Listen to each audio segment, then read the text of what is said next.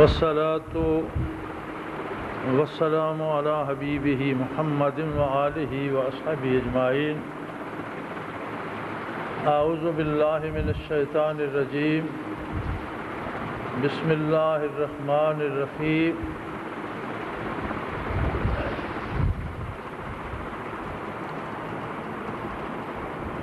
اللہ کریم مجیب الدعوات ہیں،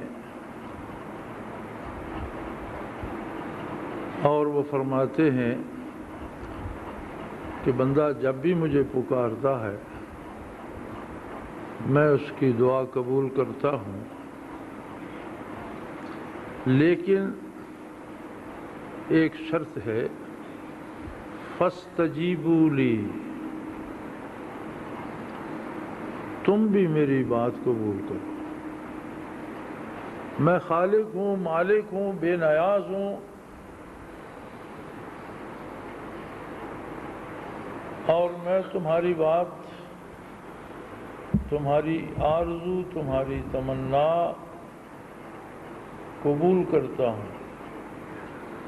ادعونی استجب لکم، دعا کرو مجھ سے، میں تمہاری دعا قبول کروں گا، لیکن شرط یہ ہے فَلْيَسْتَجِيبُوا لِي، میری بات تم بھی سنو اور تم بھی مانو۔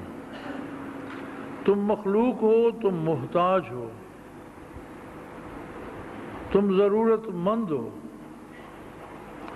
میں تمہاری ہر ضرورت پوری کرنے والا ہوں، خالق ہوں، مالک ہوں، رازق ہوں۔ اس کے باوجود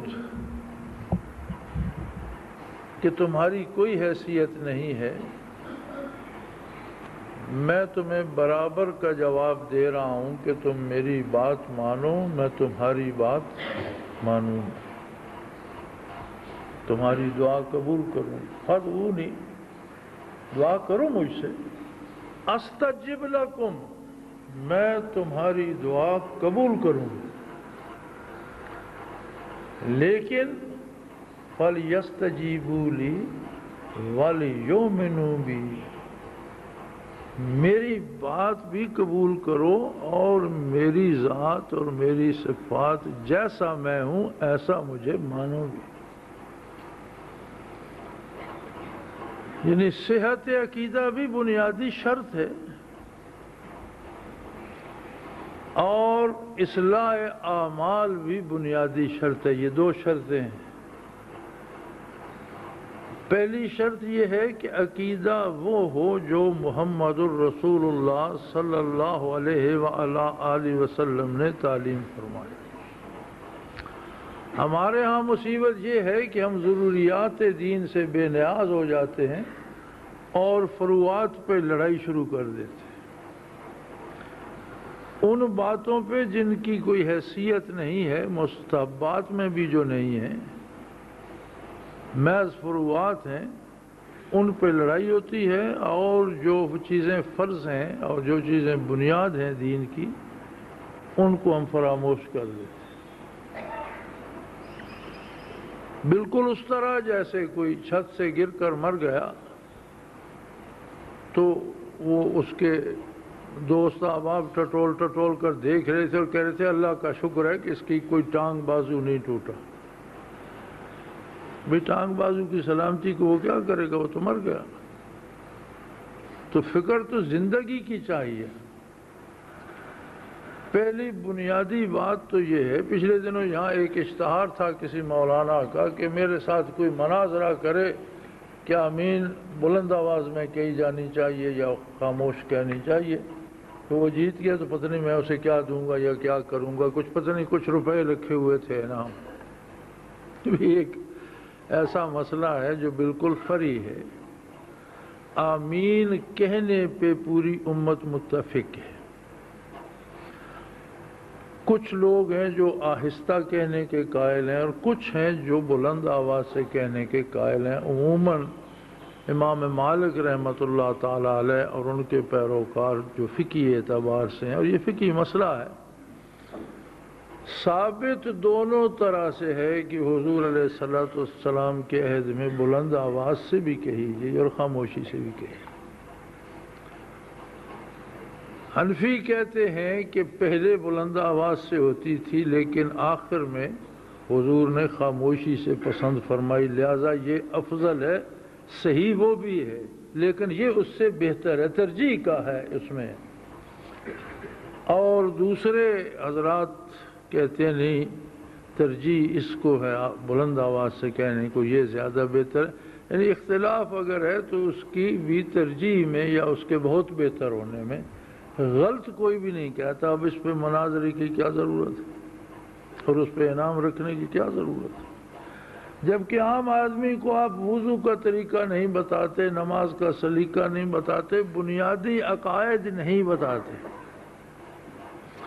کہ اللہ کریم کے ساتھ ہمارا ایمان کس طرح ہونا چاہیے، فرشتوں کو کس طرح مانا جائے، آخرت کا عقیدہ کیا ہے، نبوت و رسالت کیا ہے، اسے کس طرح مانا جائے۔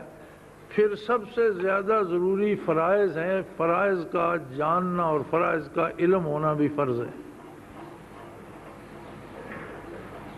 اس کے بعد سنت کی باری ہے، پھر مستحبات کی۔ سنت کا جاننا سنت ہے، سنت پر عمل کرنا سنت ہے، فرض کا جاننا فرض ہے، فرض پر عمل کرنا فرض ہے۔ تو یہ ساری باتیں چھوڑ کر ہم فروعات پہ چلے جاتے ہیں۔ بہت سی چیزیں ہوتی اپنی اصل میں تو وہ بہت خوبصورت ہوتی ہیں، لیکن جب ہم انہیں دین کی بجائے رواج میں لے آتے ہیں تو فائدے کی جگہ وہ نقصان دینے لگتی۔ یہی مسئلہ دعا کا بھی ہے کہ دعا حاصل ہے تمام عبادات کا۔ نبی علیہ الصلوۃ والسلام نے فرمایا الدعاء مخ العبادہ، او کما قال رسول اللہ صلی اللہ علیہ وسلم، کہ دعا جو ہے یہ سارے اعمال کا، سب نیکیوں کا، ساری عبادت کا مغز ہے، باقی سب چھلکا ہے۔ جیسے بادام پہ چھلکا ہوتا ہے مغز اندر ہے، جیسے اخروٹ پہ چھلکا ہوتا ہے مغز اندر ہے، دعا وہ مغز ہے اور باقی ساری محنت جو ہم کرتے ہیں وہ اس چھلکے، اس کور کی طرح ہے۔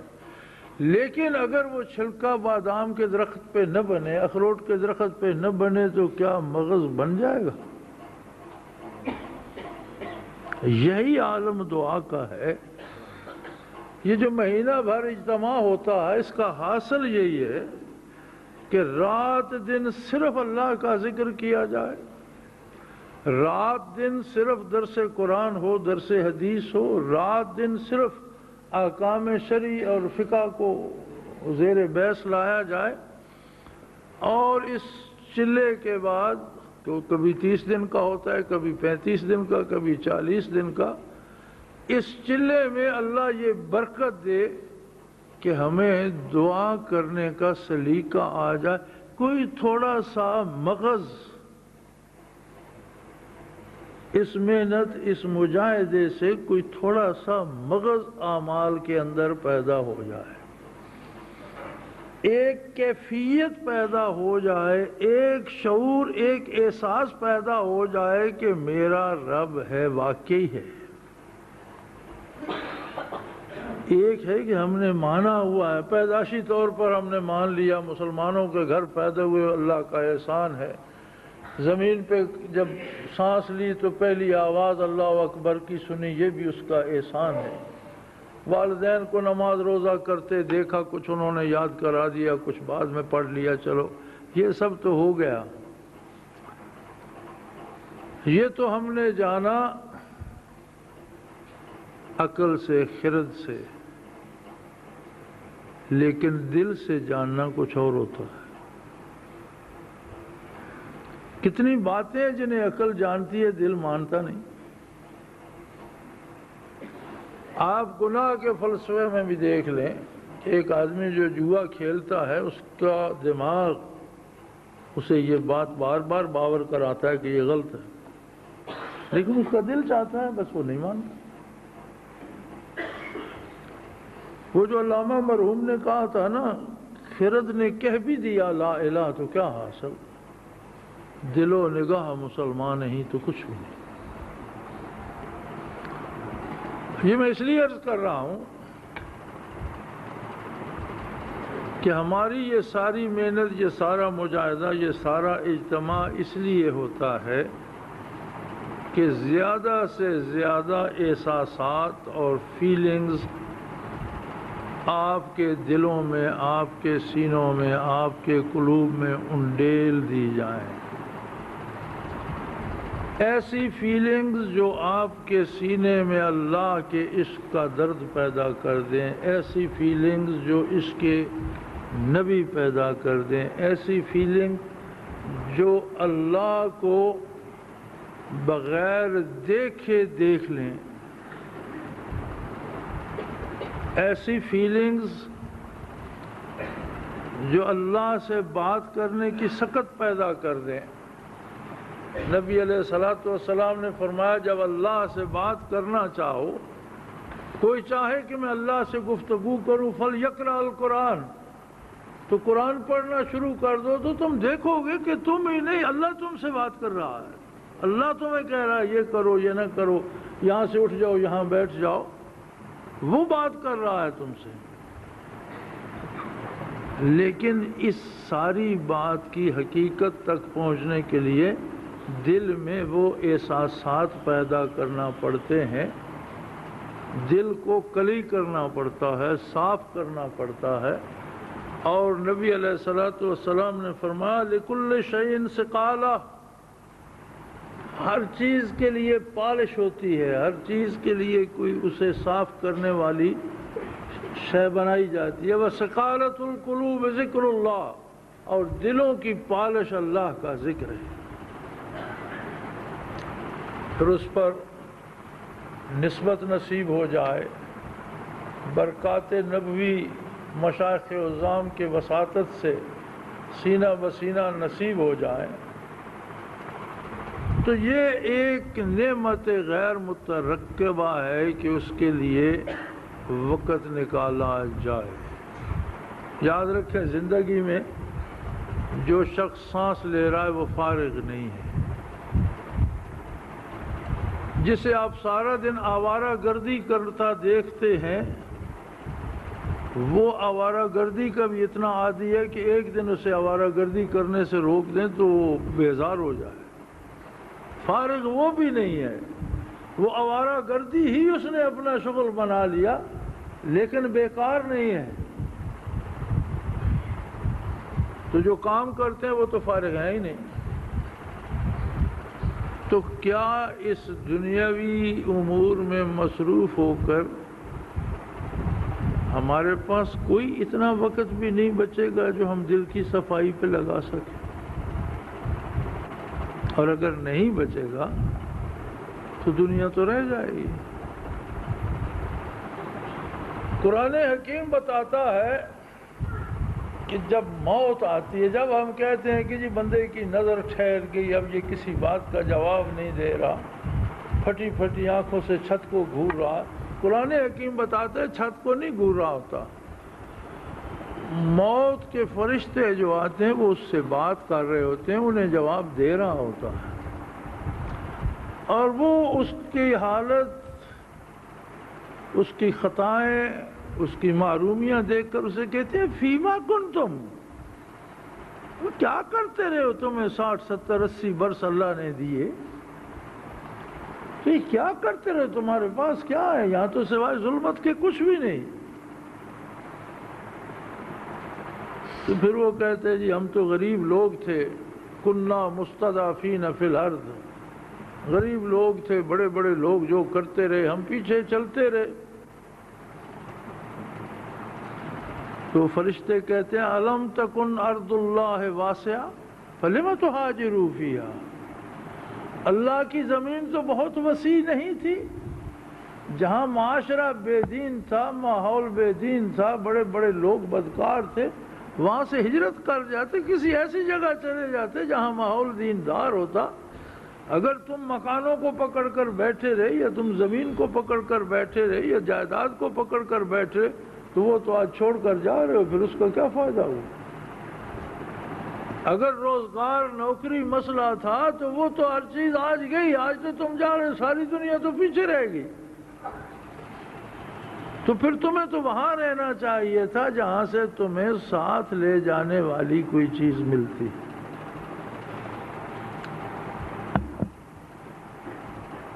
دعا اصل عبادت ہے، لیکن ہم نے اسے رواج بنا دیا، اور رواج دین نہیں ہوتا، دین سے باہر کسی چیز کا نام ہوتا۔ زیادہ حصہ اس میں بہت سے نیک لوگوں کا ہے، ہمارے تبلیغی بھائیوں کا اس میں زیادہ حصہ ہے کہ جہاں وہ بنیادی 4-5 باتوں کی تبلیغ کرتے ہیں، وہاں دعا کی اہمیت پہ اتنا زور دیتے ہیں کہ لوگ باقی سارے کام چھوڑ کر ایک دن کے لیے 1 گھنٹہ نکال لیتے ہیں کہ آج یوم دعا ہے، آج پہنچنا ہے رائے ونڈ۔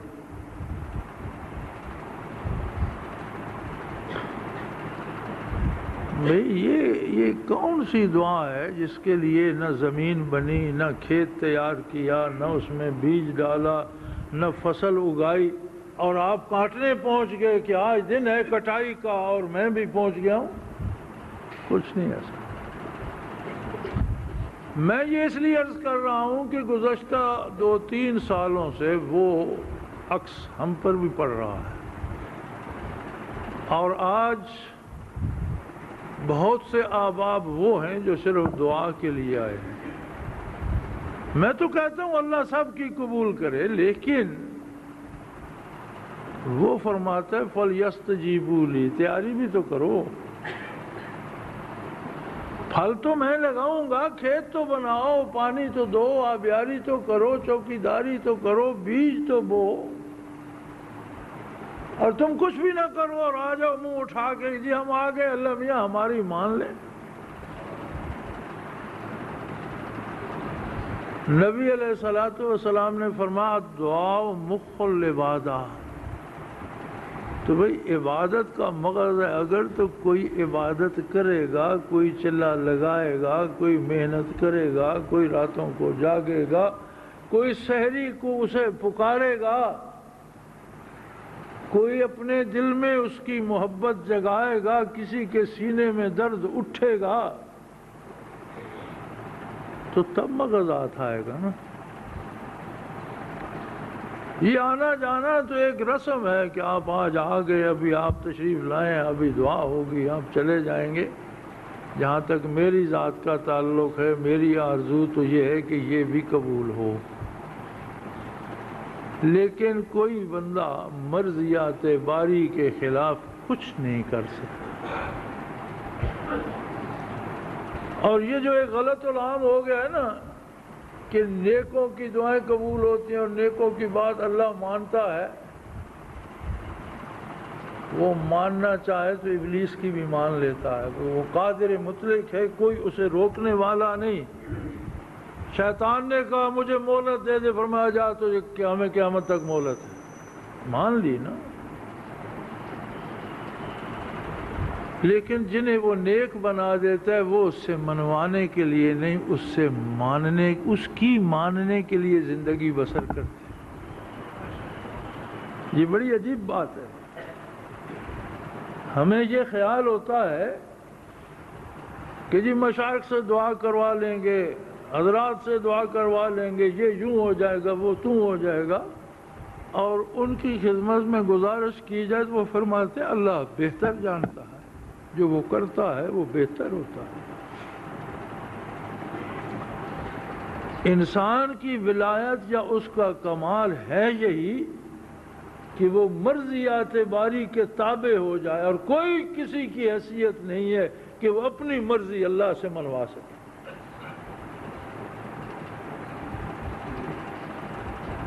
سب سے بلند مقام یہی ہے کہ بندہ مرضیات باری کے تابع ہو جائے۔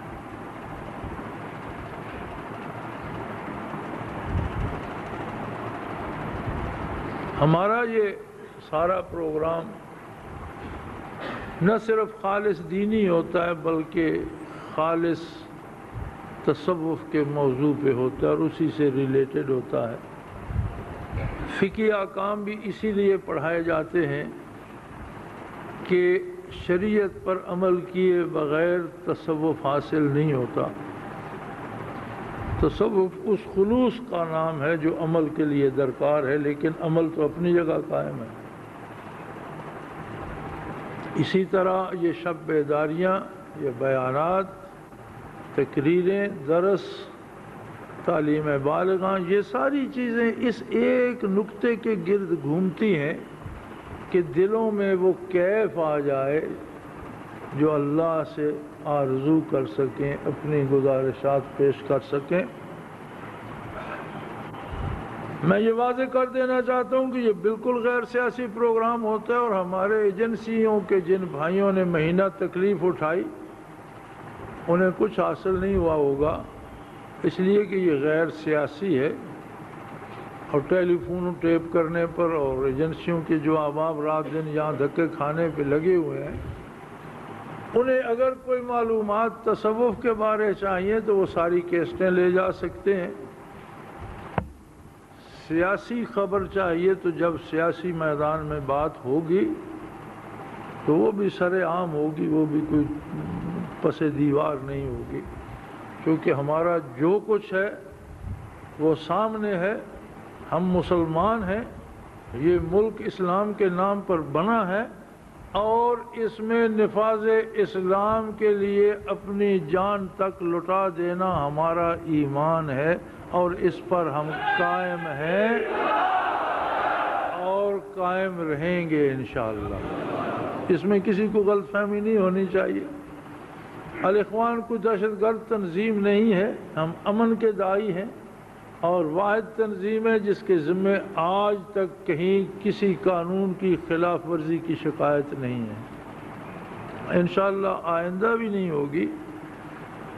لیکن نفاذ اسلام کا مطالبہ، اس کے لیے کوشش، اس کے لیے محنت، یہ ہمارا حق ہے، اور جب تک ہم پر امید ہیں کہ ہماری بات سنی جائے گی تب تک ہم پر امن بھی ہیں،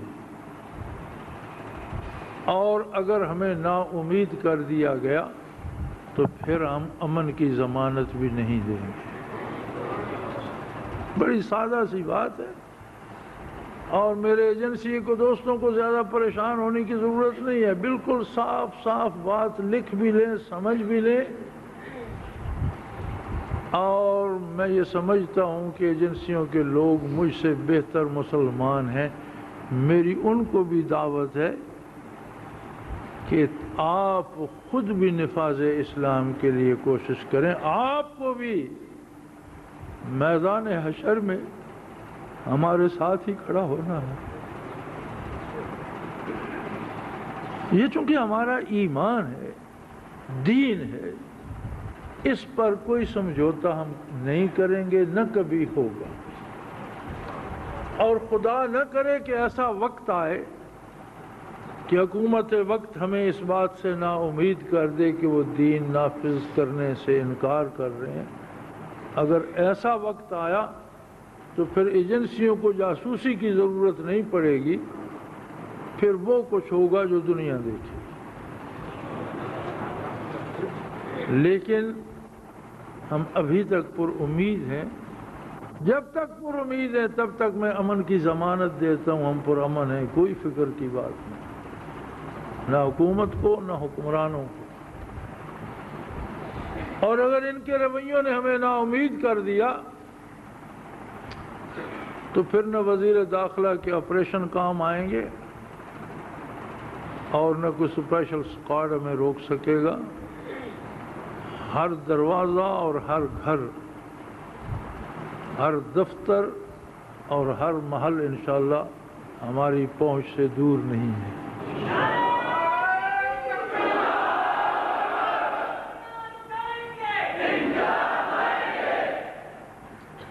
ہمارا سارا تصوف بھی یہی ہے کہ دل میں وہ روشنی پیدا ہو جو زمانے کو روشن کر دے، قوت عشق سے ہر پست کو بالا کر دے، اور دہر میں اسم محمد سے اجالا کر۔ ہماری نمازیں، ہمارے اعتکاف، ہماری عبادتیں، ہمارے روزے، سب کچھ اس ایک مقصد کے لیے ہے کہ اللہ تیری عظمت، تیری کبریائی اور تیری حکومت قائم کرنے کے لیے ہم بھی کام آئیں، ہمارا خون، ہمارا مال، جان، جو کچھ تو نے ہمیں عطا کیا ہے وہ سب کچھ کام آ جائے، اور زمین پر بندوں پر بندے فرعون بن کے نہ بیٹھیں، بلکہ بندوں پر اسی کی حکومت ہو جس کے بندے ہیں۔ حکمرانوں کے پاس حکومت اللہ کی طرف سے امانت ہے، اور یہ اپنی پسند سے کرنے کا اختیار نہیں رکھتے۔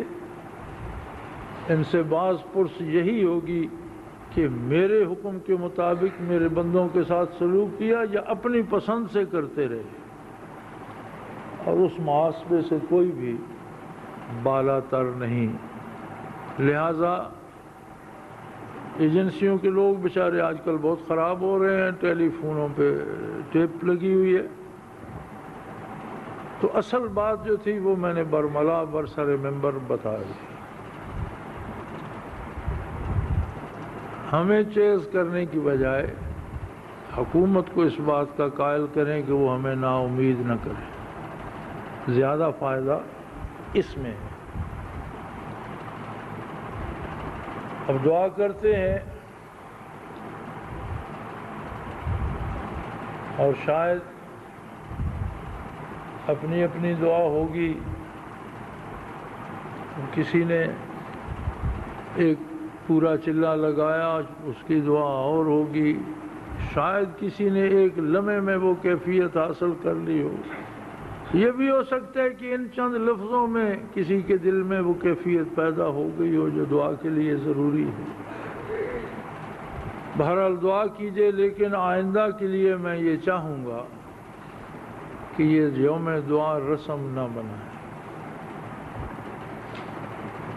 اور اجتماع کے لیے وقت نکالا کریں۔ چونکہ سال بعد ہوتا ہے تو سال میں اپنے کاموں کو، اپنی مصروفیات کو کچھ آگے پیچھے کر لیا کریں، اور جتنا زیادہ سے زیادہ وقت نکل سکے نکالیں، اور یہاں جتنا وقت رہیں صرف ذکر پر، صرف اللہ اللہ پہ متوجہ رہیں، صرف دین پہ متوجہ رہیں۔ گھر بار کام کاج کرنے کے لیے چند دن یہاں رہنے کے بعد جب ہم واپس جائیں گے تو پھر سارا کچھ وہی ہوگا اور ہم ہوں گے۔ لہذا سارا فارغ ہو کر پوری توجہ سے، اور میں امید کرتا ہوں انشاءاللہ العزیز کہ ہم اس یوم دعا کو رواج نہیں بننے دیں گے، اسے سنت اور عبادت ہی رکھیں گے۔ اللہ کریم قبول فرمائے۔ الحمدللہ رب العالمین، والصلاة والسلام علی حبیبہ محمد وآلہ وأصحابہ اجمعین۔ اللہم ربنا لا تقتلنا بغضبک ولا تہلکنا بعذابک واعف عنا قبل ذلک۔ اللہم ربنا لا تسلط علینا من لا یرحمنا۔ اللہم ربنا انت ولینا فی سفرنا وحضرنا فی مالنا واہلنا، انت ولینا فی الدنیا والآخرہ، توفنا مسلمین والحقنا بالصالحین۔ اللہم انصر الاسلام والمسلمین، اللہم اید الاسلام والمسلمین، اللہم اعز الاسلام والمسلمین فإنک علی کل شیء قدیر۔ رب کریم ہماری خطاؤں سے درگزر فرما، ہماری سستی، کوتاہی اور نااہلی سے درگزر فرما۔ اللہ ہمیں شعور عطا فرما، علم عطا فرما، سمجھ عطا فرما، توفیق عمل عطا فرما۔ رب جلیل ہمارے گناہ معاف کر دے، ہمارے ماں باپ کو بخش دے، ہماری اولادوں کو بخش دے، ہمارے اساتذہ کو بخش دے، ہمارے احباب کو ہدایت نصیب فرما، ہمارے ملنے جلنے والوں کی اصلاح فرما دے۔ یا اللہ اپنا عشق عطا کر، اپنے حبیب صلی اللہ علیہ وسلم کا عشق عطا کر، درد دل عطا کر۔ اللہ کریم زبان کو، دل کو، بدن کو خون کے قطرے قطرے کو، رگے و ریشے کو، بال بال کو اپنے نام سے، اپنے جمال سے آشنا کر۔ رب جلیل تو ہی ہے، قیوم ہے، ہم فانی ہیں، معذور ہیں، مجبور ہیں، نادان ہیں، خطا کار ہیں، گناہ گار ہیں، بے حیثیت اور بے مایہ ہیں۔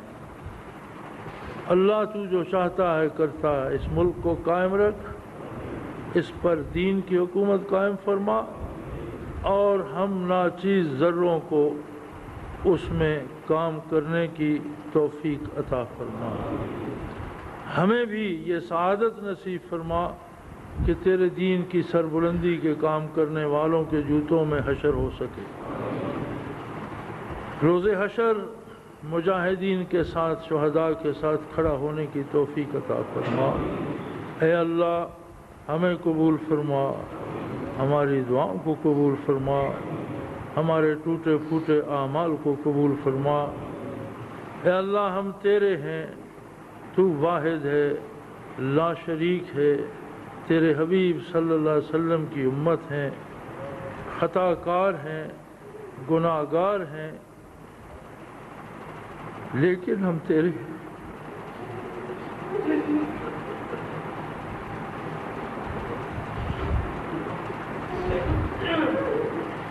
رب جلیل ہمارے حال پہ رحم فرما۔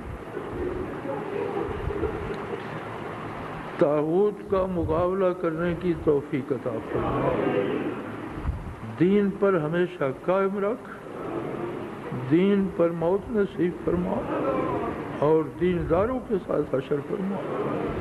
وصلی اللہ تعالی علی حبیبہ محمد وعلی آلہ وصحبہ اجمعین برحمتک یا ارحم الراحمین۔